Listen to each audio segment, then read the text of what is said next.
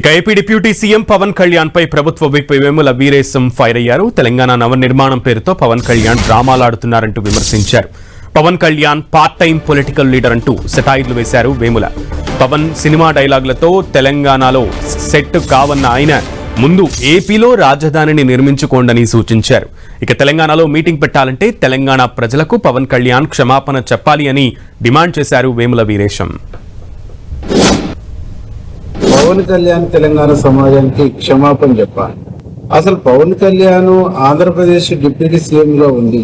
తెలంగాణ వాళ్ళ కళ్ళని జస్ట్ కళ్ళతో పోల్చినటువంటి నువ్వు ఈ రోజు తెలంగాణ గురించి మాట్లాడే నైతిక అర్హత ఎక్కడికి నీకు పవన్ కళ్యాణ్ అని చెప్పేసి అడుగుతాం.